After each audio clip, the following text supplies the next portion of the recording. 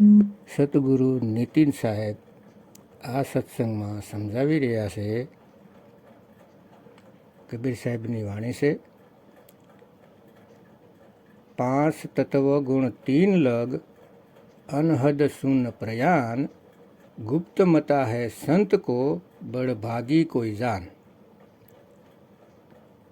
જ્યાં સુધી 5 તત્વ 3 ગુણ અનહદ નાદ શૂન્ય સુધીની વાત હશે ત્યાં સુધી જીવને મુક્તિ નથી મળી શકતી, ક્યારેય મુક્ત નથી થઈ શકતા. આ બધું સંત મત નથી, આ તો ફક્ત યોગ મત છે. સંત મત તો આ બધાથી ન્યારા છે. તેને તો કોઈ ભાગ્યશાળી વિરલા સમજી શકે છે અને તેનો દ્રઢ નિશ્ચય કરી શકે છે. આગળ કહે છે, જहाँ लग वाणी मुख कहीं तहाँ लग काल को ग्रास, वाणी परे जो शब्द है सो सतगुरु के पास. જ્યાં સુધી શબ્દના નામ કોઈ વાણી દ્વારા આપે છે જપવા માટે, કોઈ 5 નામ, કોઈ 10 નામ, કોઈ 3 નામ, આ બધા જ મુખથી બોલીને આપે છે, તો ત્યાં સુધી તમે કાળના મુખમાં જવાથી બચી નહીં શકો. પરંતુ વાણી પરે જો શબ્દ છે જે બોલવા લખવા વાંચવામાં નથી આવતા, જે ની અક્ષર નામ અબોલ નામ છે, તેનું સતગુરુ જ્ઞાન આપે છે, સુરતીને શબ્દની સાથે જોડે છે અને તેનું સ્મરણ કરવાની વિધિ બતાવે છે. તો સમજી જાવું કે હવે કાળની જાળમાંથી બહાર નીકળવાની તૈયારી કરી લીધી છે. હવે તમને રોકી નહીં શકે, કેમ કે તમારી પાસે ની અક્ષર નામ છે. આગળ કહે છે, ની અક્ષર જબ પાવે જબ ગુરુ હોય દયાલ, 52 से बाहर करे तब सूटे घर काल. જ્યારે ની અક્ષર નામનું સતગુરુ જ્ઞાન આપશે અને જ્યારે પરમાત્માની તમારા ઉપર દયા થશે ત્યારે તમને સતગુરુનો ભેટો થશે.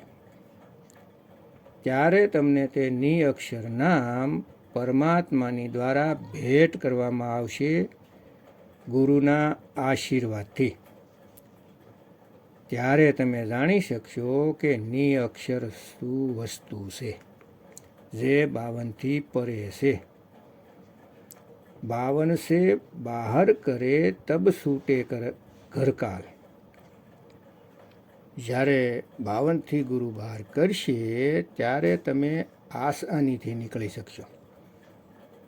જે કાળના ઘરમાં તમે રહો છો, સુખ દુઃખ ભોગવી રહ્યા છો, તેમાંથી નીકળી શકશો.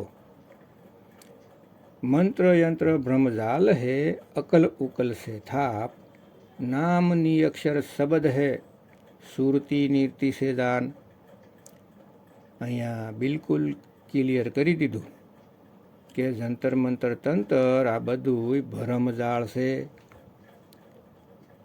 અને અકલ દ્વારા, બુદ્ધિ દ્વારા વિચાર કરીને આ બધાને અલગ કરી દો અને તે નામ જે ની અક્ષર શબ્દ છે તેનું સુરતી દ્વારા સ્મરણ કરવામાં આવે છે, યાદ કરવામાં આવે છે.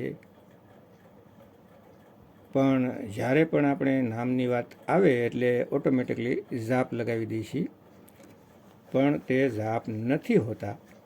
કોઈ એવું વિચારે કે મંત્ર જાપની વાત થઈ રહી છે તો નહીં. નામ જાપ એટલે નામનું સ્મરણ કરવું, યાદ કરવું. જે ભૂલેલી અવસ્થાને ફરીથી યાદ કરવાની છે. જે ભૂલ આ દુનિયામાં આવીને કરી દીધી છે 5 તત્વમાં આવીને, હવે ફરી આ ભૂલ ન થાય એટલા માટે.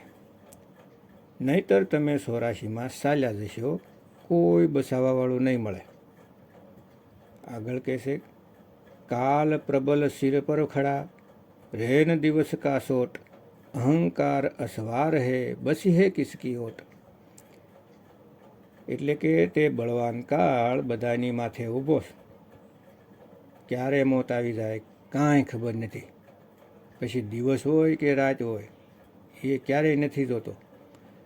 એ તો મોતના રૂપમાં આવી જ જાય છે. અહંકાર અસવાર હે બસી હે કિસકી ઓટ.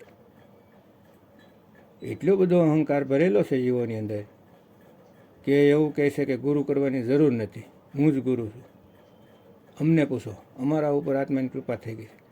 આવા અહંકારી માણસ ખુદ તો 84માં જવાની તૈયારી કરે છે અને પોતાના શેલાને પણ 84માં લઈ જાય છે. બસી હે કિસકી ઓટ. કોણ બસાવશે આવા લોકોને? કોઈ નહીં બસાવે. तीन लोक में काल है सोथा नाम निर्वाण. जो यह भेद न जानहि सोनर वृषभ સમાન. અહીં સારી રીતે સમજી લ્યો ભક્તો કે 3 લોકમાં જે કાંઈ પણ દેખાય છે, માટી, પાણી, હવા, અગ્નિ, ધરતી, આકાશ, તેમાં પરમાત્મા નથી. તેમાં કાળ છે, કાળ. જે લોકો કહેશે કે પથ્થરમાં પરમાત્મા છે, માટીમાં પરમાત્મા છે, કણકણમાં પરમાત્મા છે, તેઓ અસલમાં કાળને જ પરમાત્મા માનીને બેઠા છે. જે ચોથો લોક છે તે નામ છે, શબ્દ છે. જેના માટે બૌદ્ધ સાગરમાં કહેલું છે, લોક અલોક શબ્દ હે ભાઈ, જીન જાના તીન સંશય જાય. જે આ ચોથા લોકને, તે નામને, તે શબ્દને જાણી જાય છે, તે હંમેશાની માટે કાળના લોકથી ન્યારા થઈ જાય છે. તેની સુરતી શરીરને છોડીને આત્મામાં રમણ કરે છે, આત્મામાં ટકી જાય છે. પથ્થરોમાં નથી રમણ કરતી એવા મૂર્ખ બનાવી દીધા છે લોકોને કે પરમાત્મા બસાવે. જેઓ આ ભેદને નથી જાણતા તે માણસ નથી, બળદ સમાન છે. આગળ કહે છે કે 10 અવતાર નિરંજન બસ કીનો સંસાર, રક્ષક ભક્ષક હોય કે સબકા કરે સંહાર. 10 અવતાર નિરંજનના છે, કાળના છે, મનના જ અવતાર છે. આખી દુનિયાને પોતાના વશમાં કરીને બેઠો છે રક્ષક કળા દ્વારા. બધાય ભક્તોને પોતાના વશમાં કરીને રાખે છે. આ રક્ષક કળા દ્વારા જ ભક્ષક બનીને બધાયનો સંહાર કરે છે અને એનાથી જ બસવાનું છે આપણે. યોગી જંગમ સેવડા સંન્યાસી દરવેશ, બ્રાહ્મણ ખટ દર્શન મેં કાલ ફંદ કે રેસ. આ જેટલા પણ ફરી રહ્યા છે યોગી, સંગમ, સંન્યાસી, સાધુ, દરવેશ, બ્રાહ્મણ, તે સબ કાલ ફંદ કે રેસ. આ બધા કાળની જાળમાં ફસાવા માટે અવતાર ધારણ કરે છે, આ દુનિયામાં આવે છે. ખુદ તો ફસાય છે અને લાખો જીવોને પણ કાળની જાળમાં ફસાવી નરક કુંડમાં વાસ કરે છે અને જીવોને પણ નરક કુંડમાં લઈ જાય છે. તો આવા સ્વયંભૂ આત્મજ્ઞાનીઓથી બસવાનું છે ભક્તો. આગળ કહે છે કે શબ્દ શબ્દ બહુ અંતરે, સાર શબ્દ મથ લીજે. કહે કબીર જहाँ સાર શબ્દ નહીં, ધીક જીવન સો જીજે. ઘણા બધા શબ્દો છે, ઘણી બધી ભાષાઓમાં બધાય માણસો પોતાની ભાષાના શબ્દને પકડીને બેઠા છે અને એને જ પ્રેમ કરી બેઠા છે. જેમ કે ભારતના માણસ હિન્દીને પ્રેમ કરીને બેઠા છે અને હિન્દીના નામ જપે છે. ચાઇનીઝના લોકો ચાઇનીઝમાં નામ જપી રહ્યા છે. જાપાની લોકો જાપાનીમાં નામ જપી રહ્યા છે. અમેરિકન અંગ્રેજીમાં નામ જપી રહ્યા છે. અરબ દેશના લોકો અરબીમાં નામ જપી રહ્યા છે. તો બધાય લોકો પોતપોતાની ભાષાના શબ્દ પકડીને બેઠા છે. પરંતુ સાહેબ કહે છે સાર શબ્દ મથ લીજે. તે સાર શબ્દનું મંથન કરો જે ભાષામાં નથી આવતું, કોઈ 52 અક્ષરમાં નથી. એવા જીવનને ધિક્કાર છે જ્યાં સાર શબ્દ નથી. धरण आकाश के बाहर अधर बैठे जाए, तहाँ ते सुरती लगाव ही शब्द में रहे समाय। धरती आकाशनी बार एटले आ देहनी बार।